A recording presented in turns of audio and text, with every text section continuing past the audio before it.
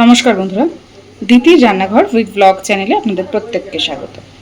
দেখুন, আজকে নিয়ে চলে এসেছি সম্পূর্ণ ধাবা স্টাইল চিকেন কারি। ধাবাতে গিয়ে ঠিক যে ধরনের চিকেন কারি আমরা খেয়ে থাকি, একদম সেম চিকেন কারি আজকে বাড়িতে বানাবো। তো আজকের এই ধাবা স্টাইল চিকেন কারিটা আমি কিভাবে বানাচ্ছি চলুন দেখে নিন। তো দেখুন বন্ধুরা, ধাবা স্টাইল চিকেন কারি করার জন্য আমি প্রথমেই চিকেনটার মধ্যে দিয়ে দিচ্ছি খানিকটা হলুদ গুঁড়ো, দিচ্ছি খানিকটা লবণ,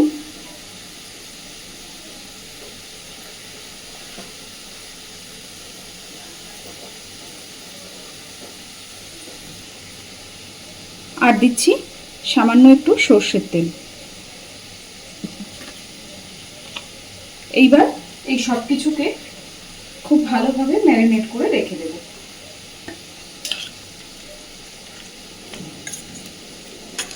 আর কিন্তু এখানে কোনো মশলা বা অন্য কিছু ব্যবহার করব না, শুধু একটু সর্ষের তেল, নুন আর হলুদ দিয়ে এটাকে মেখে মোটামুটি 25 থেকে 30 মিনিট একটু রেখে দেব। এইদিকে দেখুন, আমি কড়াইতে সর্ষের তেল গরম করে নিয়েছি। এইবার এই তেলের মধ্যে বেশ খানিকটা পেঁয়াজ দিয়ে দিচ্ছি।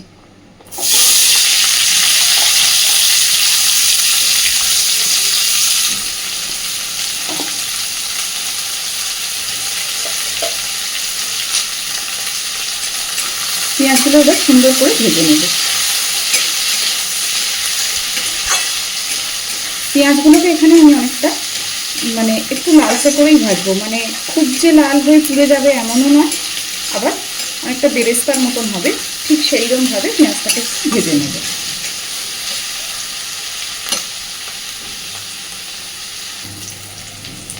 দেখুন বন্ধুরা, পেঁয়াজটা সুন্দর করে ভেজে নিয়েছি। এই পর্যায়ে আমি পেঁয়াজটা তুলে নেব।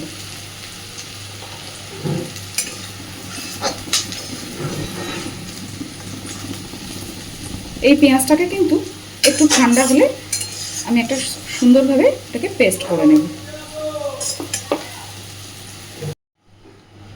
তো পেঁয়াজটা তুলে নেওয়ার পরে কড়াইতে যেটুকু তেল ছিল তার মধ্যে আমি আরেকটু তেল দিয়ে দিয়েছি। এবার এই তেলটাকেও খুব ভালোভাবে আগে গরম করে নেব। আর এদিকে একটা মশলার পেস্ট আমি রেডি করে রেখেছি। এটার মধ্যে আছে আদা, রসুন, টমেটো, কাঁচা লঙ্কা, শুকনো লঙ্কা। এখানে কিন্তু কোনো পেঁয়াজের ব্যবহার করিনি। আবারও বলে দিই, আদা, রসুন, টমেটো, কাঁচা লঙ্কা আর শুকনো লঙ্কা, এটাকে আমি মিক্সিতে একটা পেস্ট করে রেখেছি।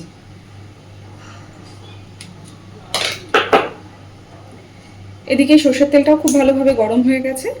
তেলের মধ্যে এবার আমি ফোড়নে দিয়ে দিচ্ছি একটু দারচিনি। আমি কিন্তু এখানে ফোড়নে শুধু দারচিনি ব্যবহার করছি।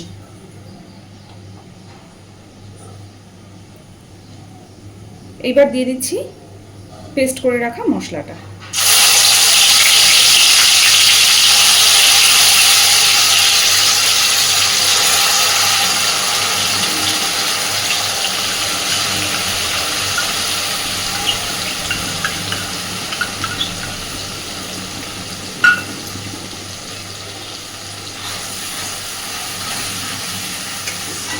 মশলাটাকে দিয়ে মশলাটা সুন্দর করে একটু সময় ধরে মশলাটাকে কষাতে থাকবে, যতক্ষণ না মশলার কাঁচা গন্ধ চলে গিয়ে মশলা থেকে তেল ছাড়ছে।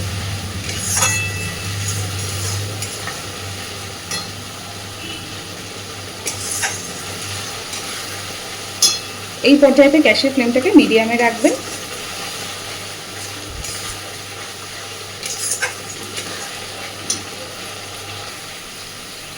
দেখুন, মশলা সুন্দরভাবে কষে গেছে, মশলা থেকে তেল বেরিয়ে গেছে পুরোপুরি। এই পর্যায়ে আমি সেই যে আগে থেকে চিকেনের মধ্যে সর্ষের তেল, হলুদ আর লবণ মাখিয়ে রেখেছিলাম, সেই ম্যারিনেট করা চিকেনটা এর মধ্যে দিয়ে দিচ্ছি।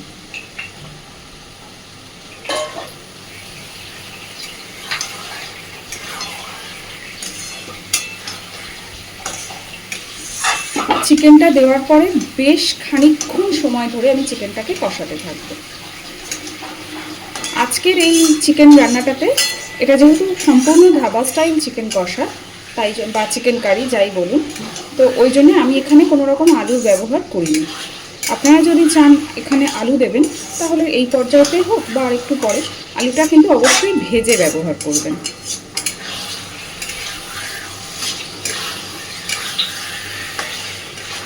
তো চিকেনটা দেওয়ার পরে সুন্দর করে কষাতে থাকবো একটু সময় নিয়ে। দেখুন আমি বেশ সময় ধরে চিকেনটাকে একটু কষে নিয়েছি।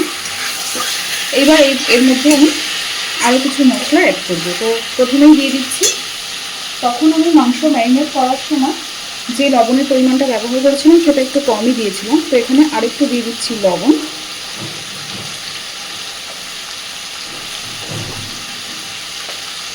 দিচ্ছি ভাজা জিরের গুঁড়ো, এটা কিন্তু আমি আবারও বলি ভাজা জিরের গুঁড়ো।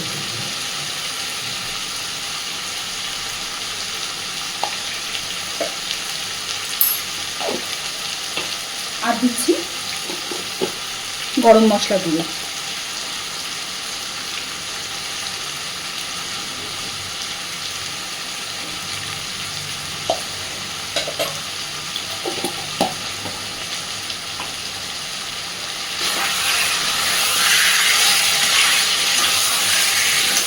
এই মশলাগুলো দেওয়ার পরে আবারও খানিকক্ষণ ধরে কষাতে থাকবো।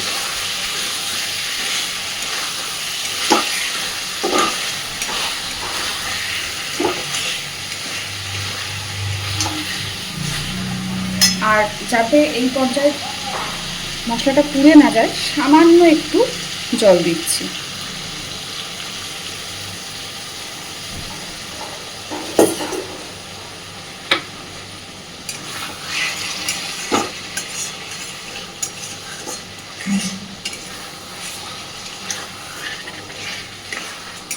আবারও সময় ধরে একটু সুন্দর করে কষাতে থাকবো।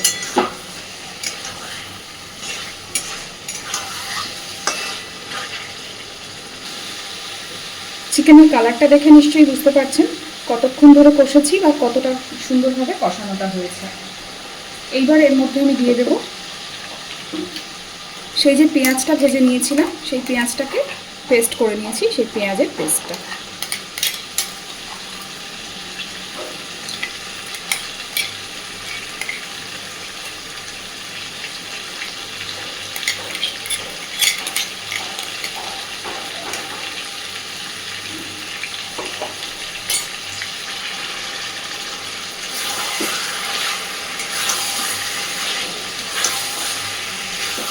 অবশ্যই এইভাবে বাড়িতে একবার ধাবা স্টাইল চিকেন কারি বানিয়ে খেয়ে দেখবেন, আর ধাবাতে গিয়ে খাওয়ার ইচ্ছে থাকবে না। তো এই ভাজা পেঁয়াজ বাটাটা দেওয়ার পরেও আবারও একইভাবে কষাতে থাকবো।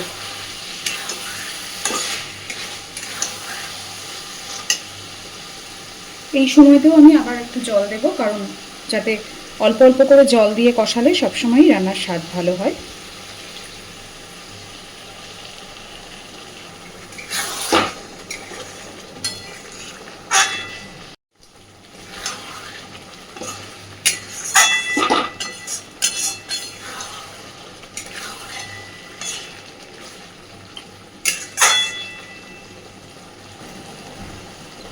তো দেখুন সুন্দরভাবে চিকেনটাকে কষানো হয়ে গেছে। এখনই এত সুন্দর একটা গন্ধ বেরোচ্ছে।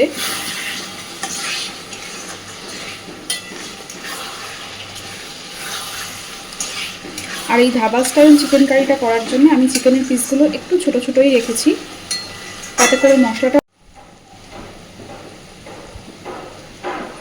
সুন্দরভাবে চিকেন কষা হয়ে চিকেন থেকে পুরো তেল ছেড়ে দিয়েছে। এবার আমি খুব অল্প জল দেব, খুব বেশি জল তো এটাতে দরকার নেই।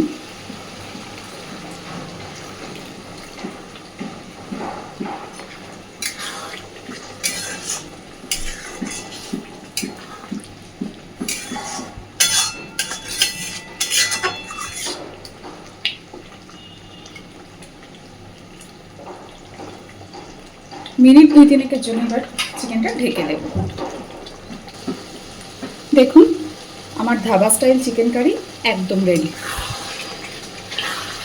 পুরো তেল বেরিয়ে এসেছে আর দেখতেই পাচ্ছেন দেখতেও ঠিক কতটা লোভনীয় হয়েছে, খেতেও কিন্তু এই চিকেন কারিটা ততটাই লোভনীয়। গরম ভাতের সাথে বলুন বা রুটি, লুচি, পরোটা সব কিছুর সাথেই এই চিকেন কারির স্বাদ দুর্দান্ত। আর ঠিক ধাবাতে গিয়ে আমরা যেরকম ধরনের চিকেন কারি খেয়ে থাকি এর স্বাদও কিন্তু একই রকম পাবেন। তো অবশ্যই এইভাবে বাড়িতে ট্রাই করে দেখবেন। আর প্লিজ আমার চ্যানেলটাকে লাইক, শেয়ার, সাবস্ক্রাইব করে আমার পাশে থাকতে ভুলবেন না। ধন্যবাদ।